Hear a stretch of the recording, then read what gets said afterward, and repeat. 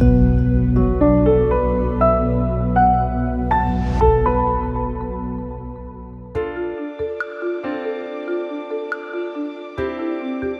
العراقية بشكل عام من شماله إلى جنوبه، من أقصاه إلى أقصاه، تعرضت إلى تدمير شبه تام.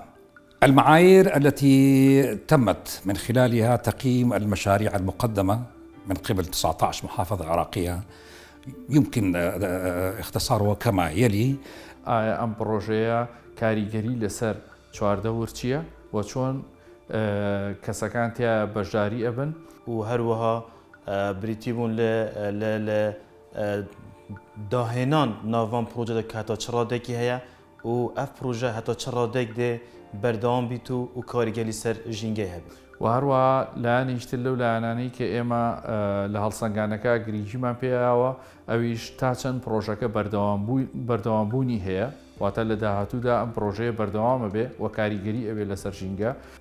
مدى تطبيق المشروع من الناحية العملية ومدى فائدته ومردوده على المجتمع، و تا چەند بۆتە هۆی بەشداری پێکردنی هاوڵاتیان، و تا چەند ئەبێتە هۆی بەرزکردنەوەی ئاستی هۆشیاری ژینگەی لەناو کۆمەڵگایە. بێگومان ئەف پرۆژێکت کومە هەڵبژارتی دێ کاریگەریە کە باش هەربی سەر ژینگە یەکەم جار هەموەکو بەڵاوکردن ناوان شارێت عێراقیدا کومە هەڵبژارتن دێ دەنگوەیەکی وەتف هەبیت و ڕێکخراوێک هەیە و دەستگایەکی هەل سەروان پرۆژێکتە ژینگەی شورکێت و دێ کاریگەریەکە باش هەبیت.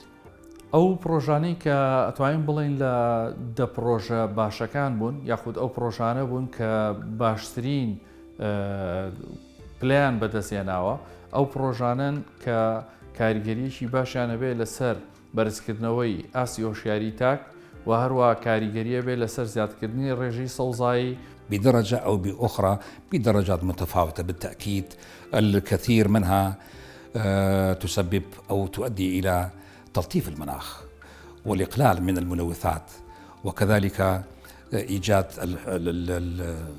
السبل الكفيلة باستحصال المياه النظيفة القابلة للشرب.